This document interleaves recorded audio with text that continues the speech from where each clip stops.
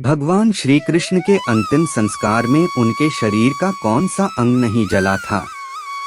कौरवों के अंत के लिए सिर्फ महाभारत को नहीं जाना जाता है, बल्कि यहीं से श्री कृष्ण के अंत की भी शुरुआत हुई थी।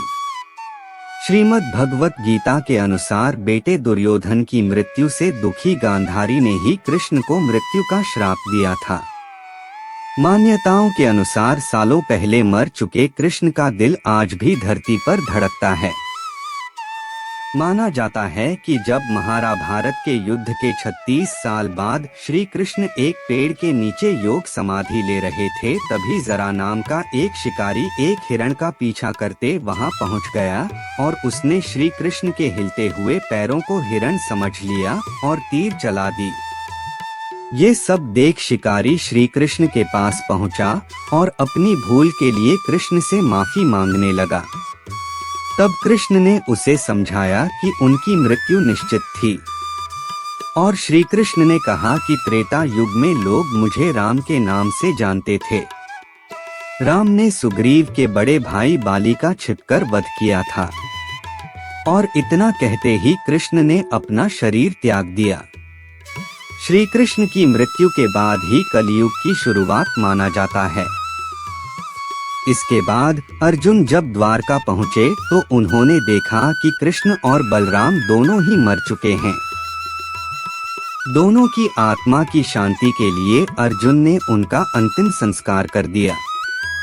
वही कहा जाता है कि श्री कृष्ण की मृत्यु के बाद उनका पूरा शरीर जलकर राख हो गया, लेकिन उनका हृदय राख नहीं हुआ।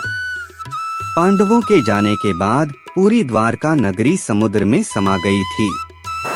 भगवान श्री कृष्ण के जलते हुए हृदय सहित सब कुछ पानी में बह गया और श्री कृष्ण का हृदय एक लोहे के मुलायम पिंड में तब्दील हो गया। माना जाता है कि अवंतिकापुरी के राजा इंद्रद्युम्न भगवान विष्णु के बड़े भक्त थे और उनके दर्शन पाना चाहते थे। एक रात उन्होंने सपने में देखा कि भगवान विष्णु उन्हें नीले माधव के रूप में दर्शन देंगे। राजा अगली सुबह नीले माधव की खोज में निकल पड़े। जब उन्हें नीले माधव मिले तो वे इसे अपने साथ ले आए और भगवान जगन्नाथ मंदिर की स्थापना कर दी।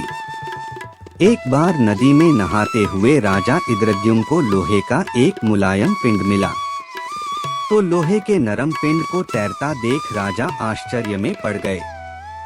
इस पिंड को हाथ लगाते ही उन्हें कानों में भगवान विष्णु की आवाज सुनाई दी। भगवान विष्णु ने राजा इंद्रद्युम्न से कहा, ये मेरा हृदय है जो लोहे के एक मुलायम पिंड के रूप में हमेशा जमीन पर धड़कता रहेगा। राजा तुरंत उस पिंड को भगवान जगन्नाथ मंदिर ले गए और सावधानी के साथ उसे मूर्ति के पास रख दिया। राजा ने उस पिंड को देखने और छूने से सभी को इनकार कर दिया।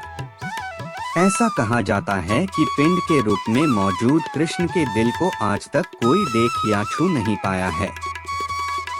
मान्यताओं के अनुसार श्री कृष्ण का दिल आज भी भगवान जगन्नाथ के मंदिर में रखा गया है और आज तक इसे किसी ने नहीं देखा।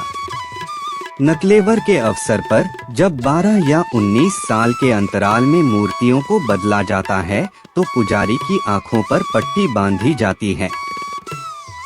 इसी प्रकार के और भी वीडियो देखने के लिए चैनल को सब्सक्राइब करें। धन्यवाद।